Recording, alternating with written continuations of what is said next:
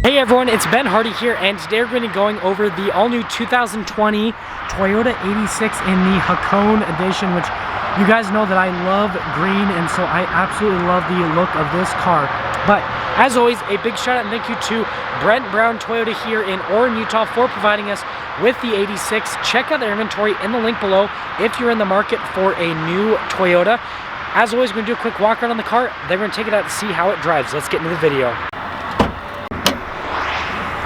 So under the hood here of the Hakone Edition, we have a 2-liter flat 4-cylinder that goes to a 6-speed automatic. You can get a 6-speed manual with this as well. With the automatic, you're getting 200 horsepower and then 151 pound-feet of torque.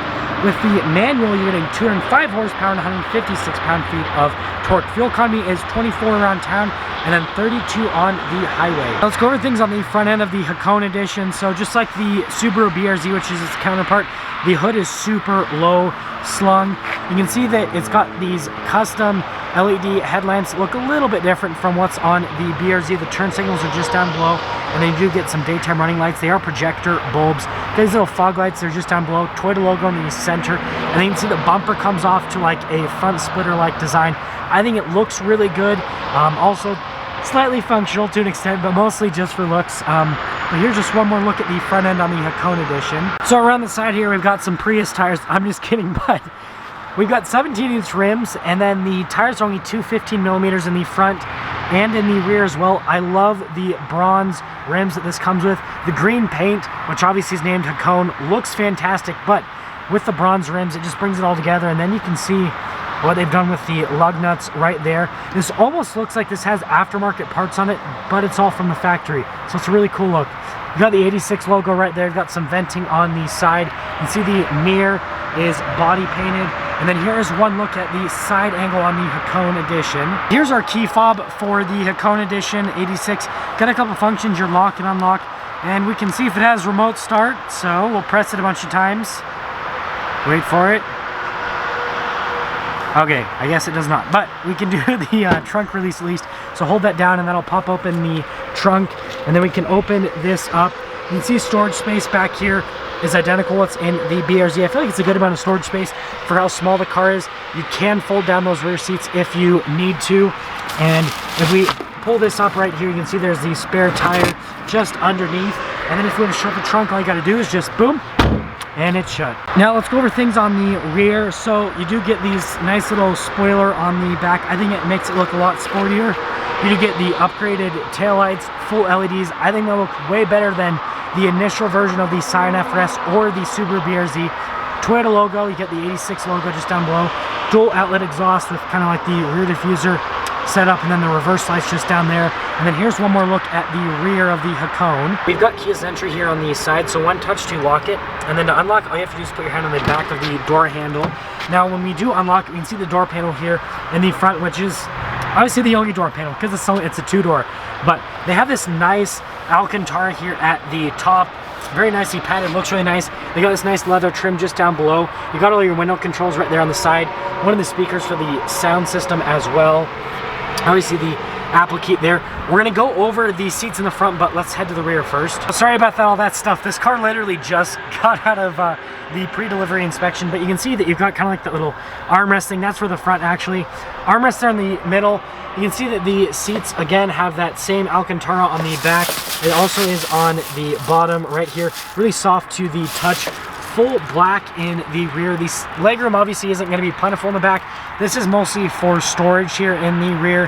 You can put people back there, but you're kind of just torturing them. Now actually going over the stuff in the front, we can see these seats for the front. I really like how they look. The headrest is really nice, but they're really heavily bolstered. They've got all of the Alcantara inserts. Looks and feels really premium. And then you can see just down here, you've got the pedal layout, which the pedals actually look really nice. You got your trunk release right there. The hood release is actually just right there over on the side. Steering wheel is going to be manually adjustable, and then you can see the paddles on the back of the steering wheel since this is the automatic. But here's just one more look at the front. Now to start up the Hakone Edition, just put your foot on the brake, push the push start. Everything will come to life. Gauges will do a little bit of a sweep, and you are good to go. Here is the steering wheel in the front of the 86. I really like the design of the steering wheel. You can see that you've got that nice stitching that matches the seats on the inside of the steering wheel. 86 logo there in the center. You got this little thing for the center stack. We'll go over that momentarily. And then you got your cruise control stalk just on the back, voice commands right here. And then again, you got the paddle shifters on the back of the steering wheel to shift the gears yourself. I actually like the design, and they actually feel pretty nice to the touch. That is the stock for the windshield wipers, and then that's the stock for the lights and the turn signals. Now I've got our gauge cluster. You can see you've got the speed on the left. Front and center is the tachometer, since that's gonna be the most important part since this is a sports car. And then you got that little menu there on the side, which, like I said, you can scroll through this, gives you different bits of information on the car. It's actually pretty easy to use, pretty configurable in general. You can see all the different stuff. I think that's pretty cool, that little meter right there. But yeah, I think this is a pretty neat system overall, what I would say. So we've got the whole infotainment system, and let's go over the backup camera first and foremost. So we pop it in reverse, and it actually pops up here on the mirror, so it doesn't pop up in the center screen. You can see it pops up in the mirror, and then I can turn the steering wheel. No trajectory lines or anything like that, but I was not expecting that, so surprise! But now let's actually get to the infotainment system. So putting it back into park, we can see the infotainment system here. You got like the home screen, for example. You've got the volume controls, voice command, and then it does double up as a touch screen. I feel like response time on this is actually pretty decent. You can see all the things I'm pressing, it actually happens pretty quickly. Now we have our climate controls right here. It is a dual zone climate, so you can see you can have separate climate for the driver and the passenger. And you can see up here you've got like your clock setting, hazard lights, and then that is your rear defroster. You've got your air conditioning, all the other climate controls, engine stop start button. You got a little charging station right there, and then here is the shifter for that 6-speed automatic. So yeah, it kind of looks like a manual shifter, but it is an automatic. You can shift the gears yourself via there or the paddle shifters, whichever you prefer. You got your little e-brake with the stitching on it. Stability control right here. You've got your sport mode, and then your snow mode, and then you got your stability control. If you hold this down, then it'll turn it into the track stability control, which is like fully off. I'll show you that in a second. Heated seats, cup holders right here in this little area. And then, like I said, you've got the little center console, which you can slide back and forth, which I think is a pretty cool little feature. And then finally, you've got the glove box, which this is pretty decently sized for how small this car actually is. So our drive modes will pop up here. You've got your sport, you can see it pops up there, and then you got your snow, and then you got your normal mode.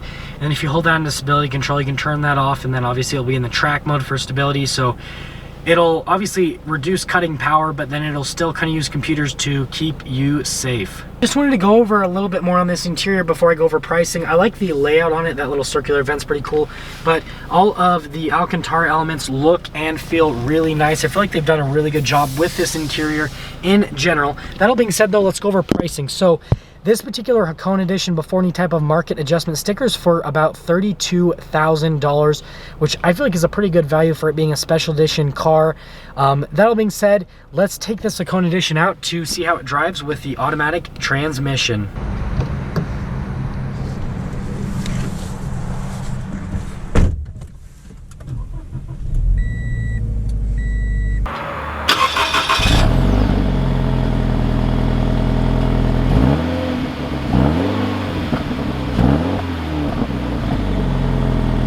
About visibility before we set off in the Hakone Edition. You can see visibility over the hood. It's really easy to see over. It's really low to the ground. Obviously that flat 4 helps out with that. You can see visibility throughout both of the mirrors. It's actually pretty good. And then visibility throughout the rear. For being a small 2-door sports car, this is actually really easy to see out of, but let's set off. So initially setting off in the Hakone Edition, let's talk about road noise and ride quality. So in terms of ride quality, for being a little 2-door sports car, it actually rides pretty smooth. Definitely do hear and feel a little bit more through the road, but in general, it's actually pretty smooth. Now, in terms of road noise, you know, I would say that you hear a little bit from the outside, but it's actually not bad by any means. It's pretty solid in general on that side of things. Now let's talk about steering with the Hakone Edition. So just like all the other 86s, the steering is fantastic. The steering wheel is very small, and I mean, it just darts right where you put it. It's a really, really solid steering rack. It's really easy to use. And so I would say that, you know, if you want a car that handles exceptionally well, that's really easy to steer and all that kind of stuff, then this Hakone Edition is absolutely perfect for that. So let's get a little acceleration here at the Hakone Edition. Yeah, so I mean, acceleration on it's actually really strong. yes, 200 horsepower is not all that much. That being said, though, I feel like this car is super light, so it actually accelerates pretty well for the horsepower figures that it does put out. What I will say is I would definitely recommend doing a manual transmission over the automatic. The shifting is obviously going to be a whole lot more engaging. It's just going to be a better experience overall, and so it's just going to make this car, just everything with the steering and the shifting, all that kind of stuff, it would just make it a lot more fun than the automatic transmission. However, this automatic transmission is no slouch.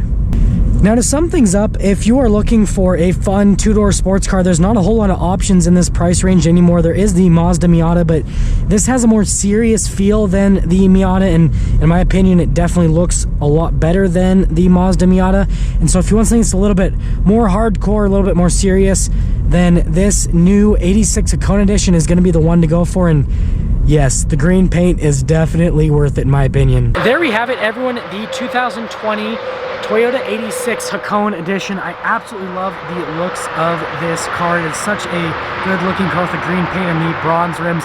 Let me know what you guys think in the comment section below about that. But again, a big shout out and thank you to Brent Brown Toyota here in Orem, Utah for providing us with the Hakone Edition. If you're in the market for a new Toyota, check out their inventory in the link below. I will see all of you in that next video.